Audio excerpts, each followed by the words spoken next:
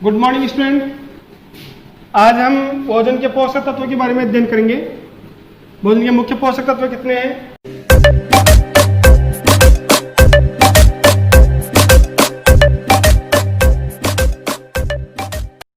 आपने 8th class और 9th class में स्टडी की है कि भोजन के मुख्य पोषक तत्व 6 बताए गए हैं। तो 6 पोषक तत्व कौन कौन से हैं? तो मैंने ब्लैक बोर्ड पर राइट किया है आपके सामने। पहला है कार्बोहाइड्रेट, दूसरा है प्रोटीन, तीसरा है प्रोटीन, चौथा है वसा, पांचवा है खनिज लवण, छठा है जल। और इसी के साथ में मैंने बताया था आपको कि प्रेजेंट टाइम पर एक खाद्य रेशे के नाम से हमारे भोजन में मुख्य पोषक तत्वों के रूप में शामिल किया गया है खाद्य रेशे, जो हमें एनर्जी तो नहीं देता है लेकिन भोजन को पचाने में इसका बहुत ही महत्वपूर्ण योगदान है। तो आज हम इन 6 जो आपके 6 पोषक तत्वों उनको विस्तार से। तो पहले है कार्बोहाइड्रेट। कार्बोहाइड्रेट के बारे में आप जानते हो, कार्बोहाइड्रेट हमें भोजन के रूप में किस रूप में मिलता है? तो कार्बोहाइड्रेट भोजन के रूप में हमें जितने भी मीठे पदार्थ हम खाने में यूज करते हैं उन सभी से हमें कार्बोहाइड्रेट प्राप्त होता है। तो सभी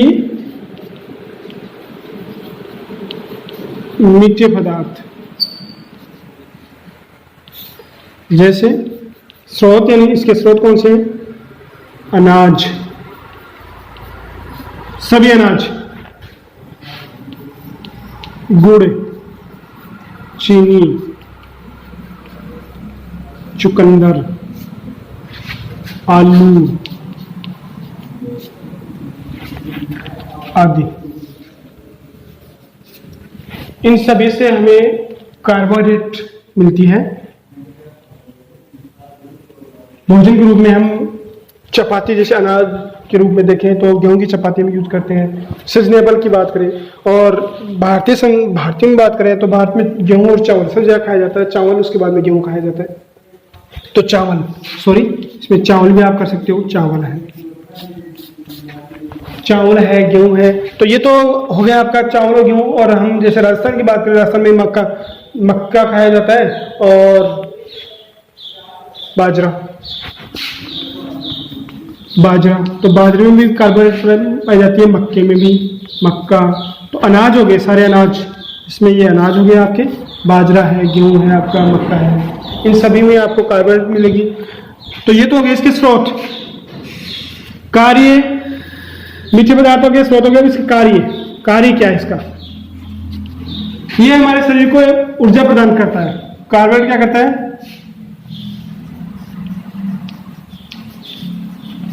हमारे शरीर को ऊर्जा प्रदान करता है।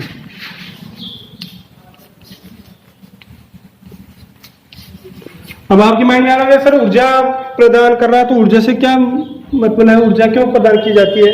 तो आप समझदार हो, आपके माइंड में होगा ये चीज कि जितने भी कार्य संपादित होते हैं, जितने भी कार्य होते हैं सब ऊर्जा के द्वारा ही होते हैं। ऊर्जा नहीं होगी तो हम कार्य नहीं कर पाएंगे। जैसे मैं बोल रहा हूं अभी, तो मेरी बॉडी में एनर्जी है तभी मैं बोल पा रहा हूं। आप घर से चलकर यहां तक आए हो, स्कूल में आए हो, तो आपकी बॉडी में एनर्जी है तभी आप चल के आए हो। वापस जाओगे, आपकी बॉडी में एनर्जी है। कभी कभार आपने देखा होगा कि जैसे दोपहर में आप जाओगे, दोपहर में जाने के बाद में आप तो बहुत ज्यादा थक गए, मम्मी मेरे को तो खाना दीजिए, भूख लग रही है, या मेरे को नींबू पानी दीजिए, पानी की रिक्वायरमेंट है। तो आपकी बॉडी में एनर्जी नहीं है, और एनर्जी नहीं है तो आप ये कहो बिल्कुल निराश से हो गए, थककर चूर हो गया, मेरा मम्मी आप तो थककर चूर हो गया। तो इसका कारण क्या है? इसका रीजन ये है कि आपकी बॉडी में एनर्जी नहीं है, ऊर्जा नहीं है। और ऊर्जा कहां से मिलेगी आपको? जब आप पर्याप्त मात्रा में कार्बोहाइड्रेट लेोगे, आपके भोजन में पर्याप्त मात्रा में कार्बोहाइड्रेट होगी, तभी आपको ऊर्जा मिलेगी। और ऊर्जा है आपकी बॉडी में तो आप प्रत्येक कार्य को निष्ठापूर्ण संपादित कर पाओगे, पूरा कर पाओगे। पढ़ाई में मन नहीं लगता, आपका याद नहीं होता है। इसका भी कारण है कि आपका जो भोजन है, भोजन का तरीका है वो सही नहीं है। आपके भोजन में किसी न किसी पोषक तत्व की कमी है। कमी होने की वजह से या आपकी बॉडी में कंप्लीट रिक्वायरमेंट नहीं हो रही है और आपका मन नहीं लग रहा पढ़ने में, आलस्य है। ये चीजें सब भोजन पर डिपेंड करती है और हम इन चीजों को इग्नोर कर जाते हैं कि ऐसा कुछ नहीं है। खाना खा लिया मैंने, खाना खाया कब है? सुबह खा लिया, एक दिन आपने 6 बजे खाया, एक दिन आपने 2 बजे खाया, एक दिन आपने खाया ही नहीं। शाम को खाना खाया 10 बजे खा रहे हो, कभी रात को 12 बजे खा रहे हो, तो ऐसे खाना खाना, वो खाना खाना नहीं, वो पेट भरना है। तो ये चीजें बहुत इंपॉर्टेंट है कि आप खाना कब खा रहे हो, कैसे खा रहे हो और कैसा खा रहे हो, कब खा रहे हो, कैसे खा रहे हो और कैसा खा रहे हो, ये इंपॉर्टेंट है, ये चीजें इंपॉर्टेंट है। तो कार्बोहाइड्रेट में इसी में इसलिए अपन पढ़ रहे हैं, कार्बोहाइड्रेट सभी मीठे पदार्थों में, और इसके स्रोत मैंने आपको बता दिए, इसका कार्य मैंने आपको बता दिया।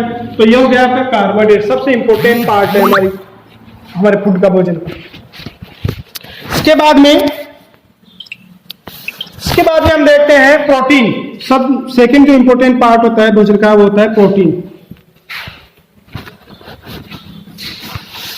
प्रोटीन भी हमारे भोजन में सबसे इंपॉर्टेंट पार्ट है और हमारा भोजन का भी इंपॉर्टेंट पार्ट है प्रोटीन।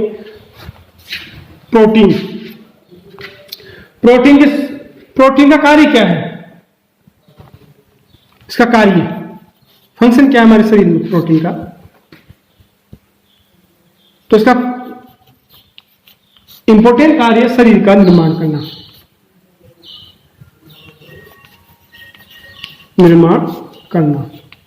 अब शरीर के निर्माण करने से मतलब है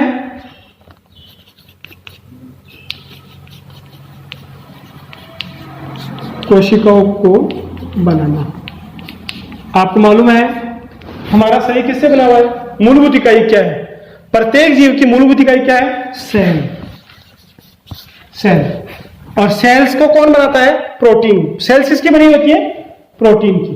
प्रोटीन से बनी होती है सेल्स। इसलिए प्रोटीन का इंपॉर्टेंट कार्य हो गया शरीर का निर्माण करना, यानी हमारी बॉडी का जो डेवलप होगा, शरीर का निर्माण हो रहा है, वो प्रोटीन की वजह से होगा। जैसे आप इस तरह से समझ लीजिए, एक छोटा सा बच्चा होता है, जब जन्म लेता है तो उसका 2.5 किलो 3 किलो का वेट होता है, और वही बच्चा बड़ा होकर जब 20 ईयर का होता है तो उसका वेट कितना होता है? 60 किलो 70 किलो 80 किलो। और उसकी हाइट, जो बच्चा पैदा होता है उसकी हाइट होती है 1 फीट, और उसकी हाइट होती है 6 फीट की समथिंग उसकी हाइट होती है। तो ये चीजें कैसे हुई? लगातार डेवलप हो रहा है प्रोटीन्स का, और हमारी बॉडी डेवलप हो रही है, विकसित हो रही है, वृद्धि हो रही है बॉडी में। इसीलिए सबसे इंपॉर्टेंट है ये। और ये प्रोटीन्स किस आयु वर्ग के बच्चों आयु वर्ग में सबसे ज्यादा इंपॉर्टेंट है? यह है 3 साल से 20 साल 22 साल 20 से 25 साल तक के आयु वर्ग के लोगों के लिए प्रोटीन सबसे इंपॉर्टेंट है, क्योंकि इसी आयु वर्ग में हमारे शरीर का विकास सबसे ज्यादा होता है। उसके बाद में हमारे शरीर का विकास रुक जाता है और ये कम होता है, और धीरे धीरे 40 साल के बाद में, 35-40 साल के बाद में हमारे शरीर का विकास, वृद्धि वाला ग्रोथिंग जो बोलते हैं, ग्रोथ रुक जाती है। इसलिए प्रोटीन की बाद में इतनी रिक्वायरमेंट नहीं होती है। तो ये हो गया आपका प्रोटीन हो गया। इसके बाद में आपका वसा।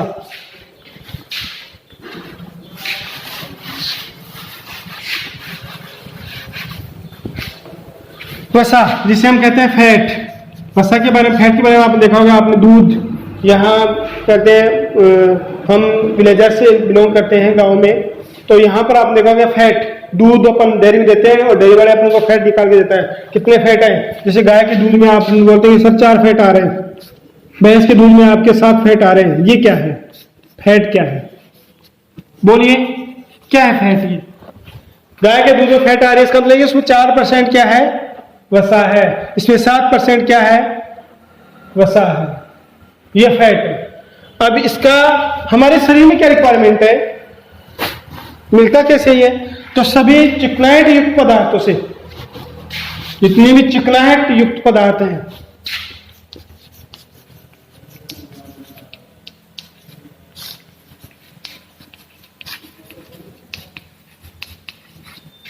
पदार्थों में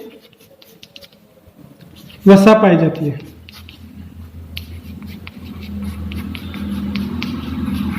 चिकनाहट युक्त पदार्थ कौन से? इसके स्रोत घी, तेल आदि। घी और तेल। घी, भैंस का घी, गाय के दूध से घी बनता है, भैंस के दूध से घी बनता है, वो आप डेली यूज करते ही हो।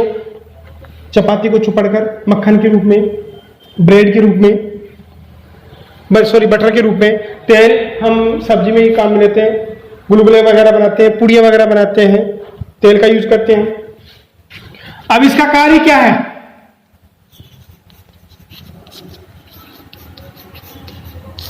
शरीर में ऊर्जा प्रदान करना। वसा भी हमारे शरीर को ऊर्जा प्रदान करती है। हमारे शरीर में जब ऊर्जा की कमी होती है तो ये फैट स्टोर होती है और स्टोर फैट हमें उस कार्य करने के लिए ऊर्जा प्रदान करता है। लेकिन यही फैट अगर हमारे शरीर में आवश्यकता से अधिक पहुंच जाए तो एक रोग होता है जिसे बोलते हैं मोटापा। ये भयंकर रोग है। इसलिए फैट का यूज हमें आवश्यकता अनुसार ही करना चाहिए, आवश्यकता से अधिक फैट का यूज नहीं करना चाहिए। अगर फैट का यूज आपने आवश्यकता से अधिक किया तो आपके मोटापा रोग हो जाएगा। अब आपके माइंड में आ रहा है सर ये मोटापा आवश्यकता से अनुसार कैसे करें, और मोटापा होता कैसे? ये होता है जब हम फिजिकल एक्सरसाइज नहीं करते हैं। हम लगातार फैट का यूज कर रहे हैं लेकिन हम फिजिकल एक्सरसाइज नहीं कर रहे हैं, शारीरिक श्रम नहीं कर रहे हैं, तो हमारे फैट जो स्टोमच होता है उसकी परत बन जाती है, नीचे जम जाता है और लगातार परत बनकर ये मोटापा बढ़ने लगता है। तो ये हो गया आपका फैट हो गया। ठीक है दोस्तों, आज हम इतना ही करेंगे, अब नेक्स्ट क्लास में करेंगे।